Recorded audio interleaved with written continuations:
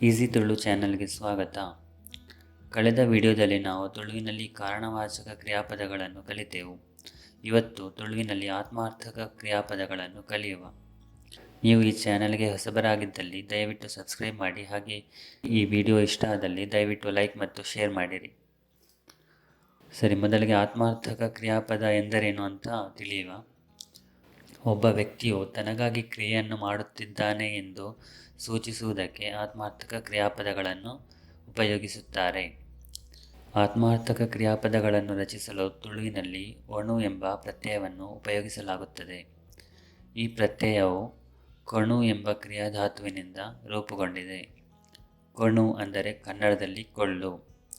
ಈ ಪ್ರತ್ಯಯವನ್ನು ಭೂತಕಾಲದ ಕ್ರಿಯಾನ್ಯೂನಕ್ಕೆ ಸೇರಿಸಬೇಕು. ಭೂತಕಾಲದ ಕ್ರಿಯಾನ್ಯೂನ ಪ್ಲಸ್ ಒಣು. ನಾವು ಈಗಾಗಲೇ ಸಾಮಾನ್ಯ ಭೂತಕಾಲವನ್ನು ಕಲಿತಿದ್ದೇವೆ. ಸಾಮಾನ್ಯ ಭೂತಕಾಲದ ಕ್ರಿಯಾಪದದಿಂದ ಆಖ್ಯಾತ ಪ್ರತ್ಯಯವನ್ನು ತೆಗೆದರೆ ನಮಗೆ ಭೂತಕಾಲದ ಕ್ರಿಯಾನ್ಯೂನ ಸಿಗುತ್ತದೆ. ಉದಾಹರಣೆಗೆ, ಮಲ್ಪು ಎಂಬ ಕ್ರಿಯಾಧಾತುವಿಗೆ ಸಾಮಾನ್ಯ ಭೂತಕಾಲದಲ್ಲಿ ಮಲ್ತೆ, ಮಲ್ತೆ, ಮಲ್ತಲ್, ಮಲ್ತೇರ್ ಎಂದೆಲ್ಲ ಕ್ರಿಯಾಪದ ರಚಿಸಲಾಗುತ್ತದೆ. ಇವುಗಳಿಂದ ಆಖ್ಯಾತ ಪ್ರತ್ಯಯ ಅಥವಾ ಪರ್ಸನಲ್ ಎಂಡಿಂಗ್ ಅನ್ನು ತೆಗೆದರೆ ಮಲ್ತು ಎಂಬ ಪದ ಉಳಿಯುತ್ತದೆ. ಇದುವೇ ಭೂತಕಾಲದ ಕ್ರಿಯಾನ್ಯೂನ. ಮಲ್ತು ಪ್ಲಸ್ ಒಣು, ಮಲ್ತೊಣು ಅಂದರೆ ಮಾಡಿಕೊಳ್ಳು. ಕನ್ನಡದಲ್ಲಿ ಕೊಳ್ಳು ಎಂಬ ಕ್ರಿಯಾಪದವನ್ನು ನೇರವಾಗಿ ಭೂತಕಾಲದ ಕ್ರಿಯಾನ್ಯೂನಕ್ಕೆ ಸೇರಿಸಲಾಗುತ್ತದೆ. ನಾವು ಈಗಾಗಲೇ ಕಲಿತಿರುವ ಹಾಗೆ ತುಳುವಿನಲ್ಲಿ ಸಾಮಾನ್ಯ ಭೂತಕಾಲದಲ್ಲಿ 3 ರೀತಿಯ ಕ್ರಿಯಾರಚನೆಗಳಿವೆ. ಮೊದಲನೆಯದು ಪೂಕಾರಂತ ಕ್ರಿಯಾಧಾತುಗಳು, ಎರಡನೆಯದು ನೂಕಾರಂತ ಕ್ರಿಯಾಧಾತುಗಳು, ಮೂರನೆಯದು ಉಳಿದೆಲ್ಲ ಕ್ರಿಯಾಧಾತುಗಳು. ಸರಿ, ಈಗ ಮೊದಲಿಗೆ ಪೂಕಾರಂತ ಕ್ರಿಯಾಧಾತುಗಳನ್ನು ನೋಡುವ. ಪೂಕಾರಂತ ಕ್ರಿಯಾಧಾತುಗಳಿಗೆ ಭೂತಕಾಲದ ಕ್ರಿಯಾನ್ಯೂನ ರಚಿಸಲು ಕೊನೆಯಲ್ಲಿರುವ ಪೂ ಅಕ್ಷರವನ್ನು ತೆಗೆದು ತು ಅಕ್ಷರವನ್ನು ಸೇರಿಸಬೇಕು. ಉದಾಹರಣೆಗೆ, ಕಲ್ಪು ಅಂದರೆ ಕಲಿ. ಕಲ್ಪು ಎಂಬುದು ಭೂತಕಾಲದಲ್ಲಿ ಕಲ್ತು ಅಂತ ಬದಲಾಗುತ್ತದೆ. ಕಲ್ತು ಪ್ಲಸ್ ಒಣು, ಕಲ್ತೊಣು ಅಂದರೆ ಕಲಿತುಕೊಳ್ಳು. ದೆಪ್ಪು ಅಂದರೆ ತೆಗೆ. ದೆಪ್ಪು ಎಂಬುದು ಭೂತಕಾಲದಲ್ಲಿ ದೆತ್ತು ಅಂತ ಬದಲಾಗುತ್ತದೆ. ದೆತ್ತು ಪ್ಲಸ್ ಒಣು, ದೆತ್ತೊಣು, ತೆಗೆದುಕೊಳ್ಳು. ಸರಿ, ಈಗ ನುಕಾರಂತ ಕ್ರಿಯಾಧಾತುಗಳನ್ನು ನೋಡುವ. ನುಕಾರಂತ ಕ್ರಿಯಾಧಾತುಗಳಿಗೆ ಭೂತಕಾಲದ ಕ್ರಿಯಾನ್ಯೂನ ರಚಿಸಲು ಕ್ರಿಯಾಧಾತುವಿಗೆ ಡು ಪ್ರತ್ಯಯ ಸೇರಿಸಬೇಕು. ಉದಾಹರಣೆಗೆ, ತಿಣು ಅಂದರೆ ತಿನ್ನು. ತಿಣು ಪ್ಲಸ್ ಡು, ತಿಂಡು. ತಿಂಡು ಪ್ಲಸ್ ಒಣು, ತಿಂಡೊನು ಅಂದರೆ ತಿಂದುಕೊಳ್ಳು. ಕೇಣು ಅಂದರೆ ಕೇಳು. ಕೇಣು ಪ್ಲಸ್ ಡು, ಕೇಂಡು. ಕೇಂಡು ಪ್ಲಸ್ ಒಣು, ಕೇಂಡನು ಅಂದರೆ ಕೇಳಿಕೊಳ್ಳು. ಸರಿ, ಈಗ ಪೂ ಮತ್ತು ನೂಕಾರಂತ ಕ್ರಿಯಾಪದಗಳನ್ನು ಹೊರತುಪಡಿಸಿ ಉಳಿದೆಲ್ಲ ಕ್ರಿಯಾಧಾತುಗಳನ್ನು ನೋಡುವ. ಉಳಿದೆಲ್ಲ ಕ್ರಿಯಾಧಾತುಗಳಿಗೆ ಭೂತಕಾಲದ ಕ್ರಿಯಾನ್ಯೂನ ರಚಿಸಲು ಕ್ರಿಯಾಧಾತುವಿಗೆ ಈ ಪ್ರತ್ಯಯ ಸೇರಿಸಬೇಕು. ಉದಾಹರಣೆಗೆ, ಪರು ಅಂದರೆ ಕುಡಿ.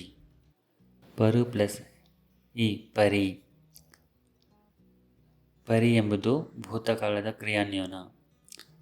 ಆದರೆ ಒಣು ಎಂಬ ಪ್ರತ್ಯಯವನ್ನು ಸೇರಿಸುವಾಗ ಕೊನೆಯಲ್ಲಿರುವ ಈ ಅಕ್ಷರವನ್ನು ಉಚ್ಚರಿಸಲಾಗುವುದಿಲ್ಲ.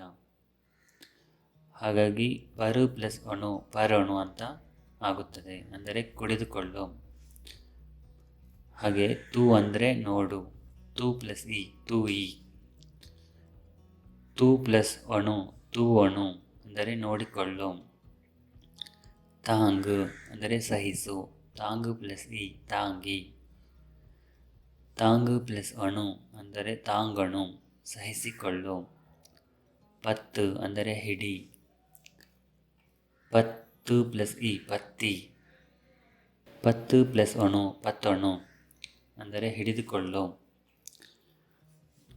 ನಾವು ಕಾರಣವಾಚಕ ಕ್ರಿಯಾಪದಗಳಿಗೆ ಕೂಡ ಆತ್ಮಾರ್ಥಕ ಕ್ರಿಯಾರೂಪವನ್ನು ರಚಿಸಬಹುದು. ಉದಾಹರಣೆಗೆ, ಮಲ್ಪು ಅಂದರೆ ಮಾಡು. ಮಲ್ಪ ಅಂದರೆ ಮಾಡಿಸು. ಮಲ್ತು ಪ್ಲಸ್ ಒಣು ಅಂದರೆ ಮಲ್ತೊಣು, ಮಾಡಿಕೊಳ್ಳು. ಮಲ್ಪ ಪ್ಲಸ್ ಒನು, ಮಲ್ಪಾವನು ಅಂದರೆ ಮಾಡಿಸಿಕೊಳ್ಳು. ತೆರಿ ಅಂದರೆ ತಿಳಿ. ತೆರಿಪ ಅಂದರೆ ತಿಳಿಸು. ತೆರಿ ಪ್ಲಸ್ ಅಣು ಅಂದರೆ ತೆರೆಯಣು, ತಿಳಿದುಕೊಳ್ಳು. ತೆರಿಪಾ ಪ್ಲಸ್ ಅಣು, ತೆರಿಪಾವಣು ಅಂದರೆ ತಿಳಿಸಿಕೊಳ್ಳು. ಸರಿ, ಈಗ ಆತ್ಮಾರ್ಥಕ ಕ್ರಿಯಾರೂಪಗಳನ್ನು ಹೇಗೆ ರಚಿಸುವುದೆಂದು ಕಲಿತೆವು. ಈ ಕಣು ಎಂಬ ಕ್ರಿಯಾಧಾತುವನ್ನು ಕೇವಲ ಆತ್ಮಾರ್ಥಕ ಕ್ರಿಯಾರೂಪಗಳಲ್ಲದೆ ಸಂಯುಕ್ತ ಕ್ರಿಯಾಪದಗಳನ್ನು ರಚಿಸಲು ಕೂಡ ಉಪಯೋಗಿಸಲಾಗುತ್ತದೆ. ಉದಾಹರಣೆಗೆ ಎದುರು ಪ್ಲಸ್ ಕಣು, ಎದುಕಣು ಅಂದರೆ ಸ್ವಾಗತಿಸು ಅಥವಾ ಎದುರುಗೊಳ್ಳು.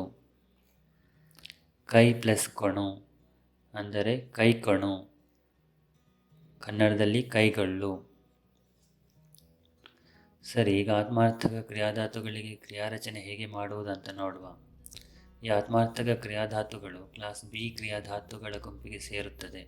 ಹಾಗಾಗಿ ಸಾಮಾನ್ಯ ವರ್ತಮಾನ ಮತ್ತು ಅನಿಶ್ಚಿತ ಭವಿಷ್ಯತ್ ಕಾಲದಲ್ಲಿ ಕ್ಲಾಸ್ ಬಿ ಕ್ರಿಯಾಧಾತುಗಳಂತೆ ಕ್ರಿಯಾಪದ ರಚಿಸಲಾಗುತ್ತದೆ. ಹಾಗೆ ಇದು ಣಕಾರಾಂತ ಕ್ರಿಯಾಧಾತುವಾಗಿರುವುದರಿಂದ ಸಾಮಾನ್ಯ ಭೂತಕಾಲದಲ್ಲಿ ಣಕಾರಾಂತ ಕ್ರಿಯಾಧಾತುಗಳಂತೆ ಕ್ರಿಯಾಪದ ರಚಿಸಲಾಗುತ್ತದೆ. ಕೆಲವು ಉದಾಹರಣೆಗಳನ್ನು ನೋಡುವ. ಯಾನು ದೆತಣುವೆ, ನಾನು ತೆಗೆದುಕೊಳ್ಳುತ್ತೇನೆ.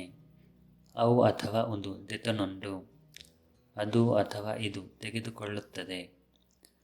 ಈ ತಾಂಗಣುಜ, ನೀನು ಸಹಿಸಿಕೊಳ್ಳುವುದಿಲ್ಲ. ನಮ ಅಥವಾ ಎಂಕುಲು ತಾಂಗಣುಜ, ನಾವು ಸಹಿಸಿಕೊಳ್ಳುವುದಿಲ್ಲ. ಆಯೆ ಅಥವಾ ಎಬೆ ಮಲ್ತೊನೆ, ಅವನು ಅಥವಾ ಇವನು ಮಾಡಿಕೊಂಡಾನು. ಅವು ಅಥವಾ ಒಂದು ಮಲ್ತೊನು, ಅದು ಅಥವಾ ಇದು ಮಾಡಿಕೊಂಡೀತು. ಆಲು ಅಥವಾ ಮೋಲು ದೆತೊಣಯಲ್, ಅವಳು ಅಥವಾ ಇವಳು ತೆಗೆದುಕೊಳ್ಳಲು. ಅವು ಅಥವಾ ಒಂದು ದೆತೊಣಂದು, ಅದು ಅಥವಾ ಇದು ತೆಗೆದುಕೊಳ್ಳದು. ನಮ ಅಥವಾ ಎಂಕುಲು ಮಲ್ಪಾವೊಂಡ, ನಾವು ಮಾಡಿಸಿಕೊಂಡೆವು. ಅವು ಅಥವಾ ಒಂದು ಮಲ್ಪಾವೊಂಡು, ಅದು ಅಥವಾ ಇದು ಮಾಡಿಸಿಕೊಂಡಿತು. ಈರು ಅಥವಾ ನಿಕುಲು ತುವಂಡಿಜರ್, ನೀವು ನೋಡಿಕೊಳ್ಳಲಿಲ್ಲ. ನೇಕುಲು ಅಥವಾ ಐಕುಲು ತುವಂಡಿಜ, ಇವು ಅಥವಾ ಅವು ನೋಡಿಕೊಳ್ಳಲಿಲ್ಲ.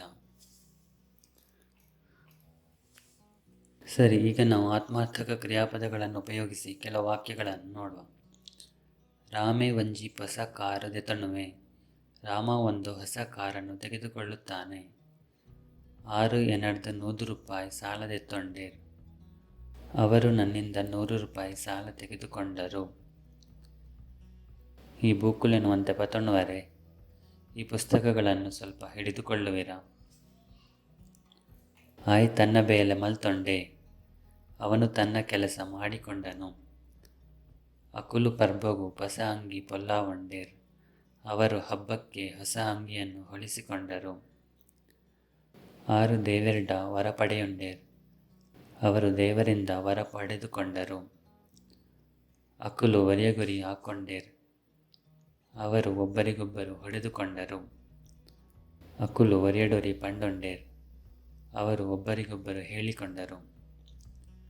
ಸರಿ, ಇವತ್ತಿಗೆ ಇಷ್ಟು ಸಾಕು. ಮುಂದಿನ ಪಾಠದಲ್ಲಿ ನಾವು ತುಳುವಿನಲ್ಲಿ ವಿಶೇಷಣಗಳ ಬಗ್ಗೆ ಕಲಿಯುವ. ಧನ್ಯವಾದಗಳು. ಈ ವಿಡಿಯೋ ನಿಮಗೆ ಇಷ್ಟ ಆಗಿದ್ದರೆ ಕೆಳಗೆ ಇರುವ ಲೈಕ್ ಬಟನನ್ನು ಒತ್ತಿರಿ. ಹಾಗೆ ಇನ್ನಷ್ಟು ಹೊಸ ವಿಡಿಯೋಗಳ ಬಗ್ಗೆ ನೋಟಿಫಿಕೇಷನ್ ಪಡೆಯಲು ಸಬ್ಸ್ಕ್ರೈಬ್ ಬಟನನ್ನು ಒತ್ತಿರಿ. ಬೇರೆ ಏನಾದರೂ ಸಲಹೆಗಳಿದ್ದರೆ ಕಮೆಂಟ್ ಮಾಡಿರಿ.